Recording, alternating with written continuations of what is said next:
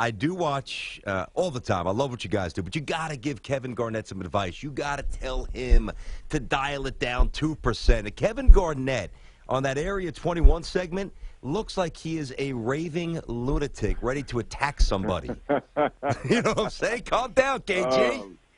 Well, KG is KG, and you hit it right on the head. He's full of energy. He's loving what he's doing, and I think, like most of us, he has so much to give.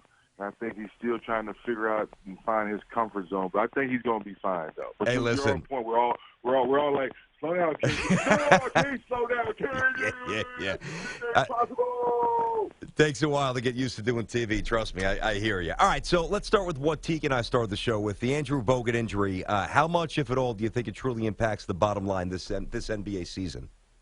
I don't think it impacts the bottom line heavily. Let's face it, that Andrew Bogut is going to be an extra big body for foul trouble.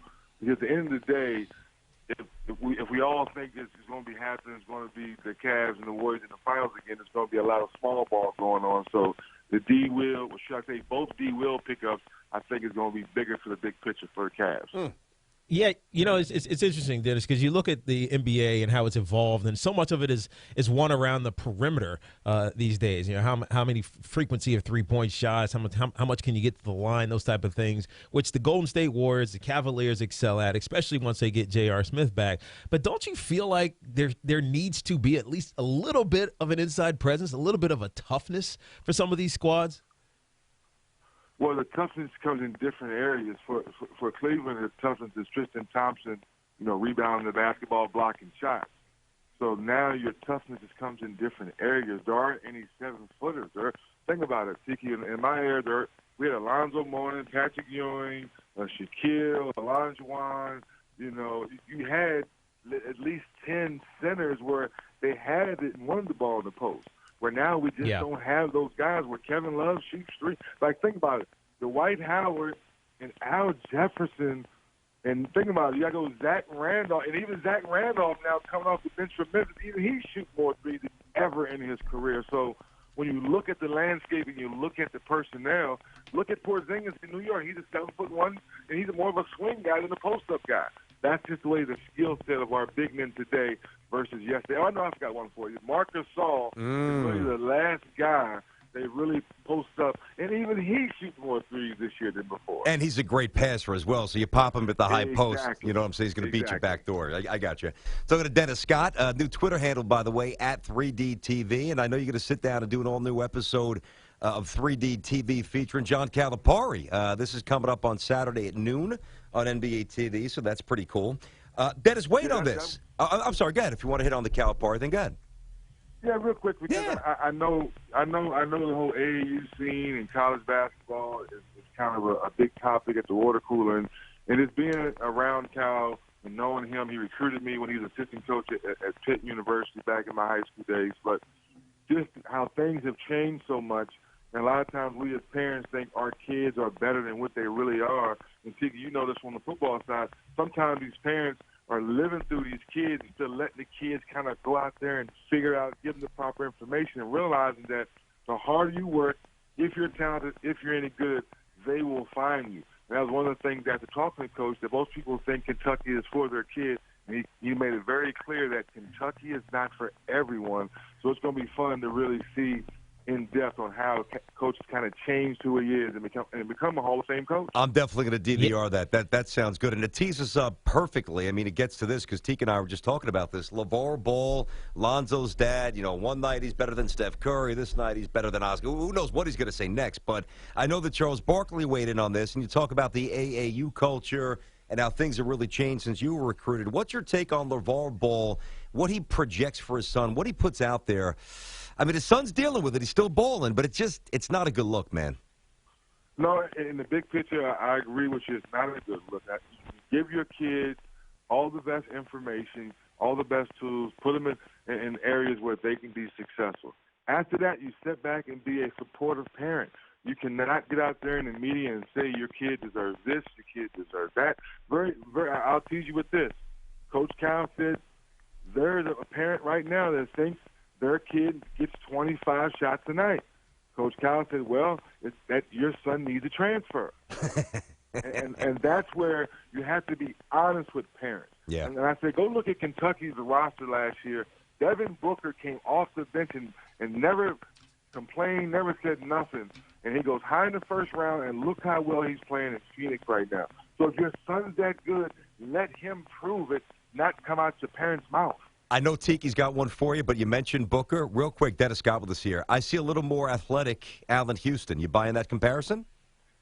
Ooh, I like that because Allen Houston had one of the prettiest shots ever in NBA history, and right now Devin Booker has one of the prettiest shots I've ever seen. But you're right.